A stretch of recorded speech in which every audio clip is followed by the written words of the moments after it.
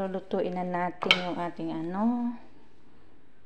Yan nating bawang. Maliit lang kasi ano lang naman siya. Kunti lang siya para maanuhan lang yan. Ayan na, lagyan natin yung ating sibuyas. Ayan. Siyempre, open muna natin ating dilata. Yan na, na-open na natin sardinas. Mamaya na natin ano pagluto na ito ating mga sahog.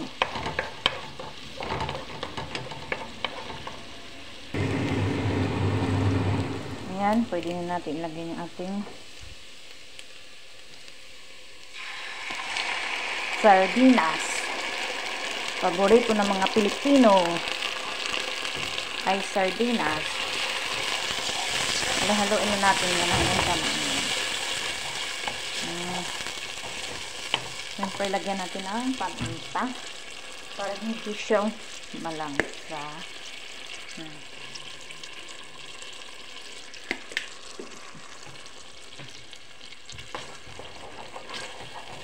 Ayan. Maliwanag kaya tanggalin natin ilaw. Ayan.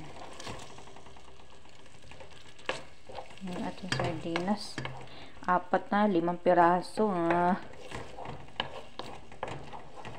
Lutuin muna natin siya bago natin siyang lagyan ng tubig, no, diba?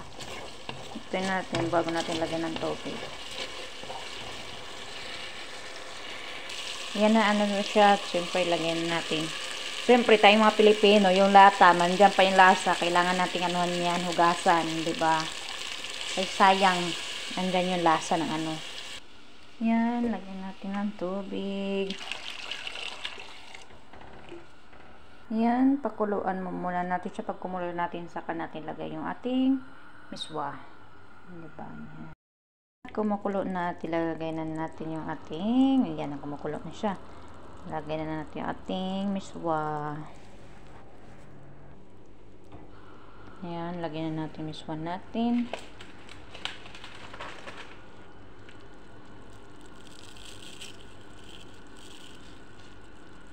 Yan. Pangalawang bilog. Dalawa lang bilog kasi ano, marami naman siya. Ganyan lang kasimple magluto ng miswa. Ito ang tubig natin. Abot langit.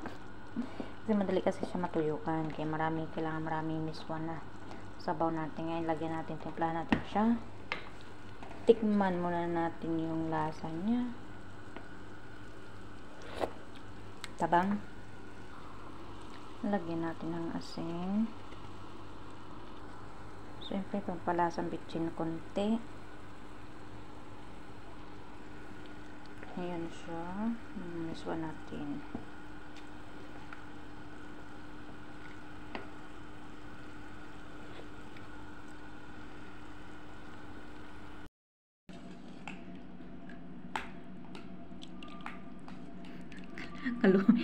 Binilang ko yung ano, 5 piraso.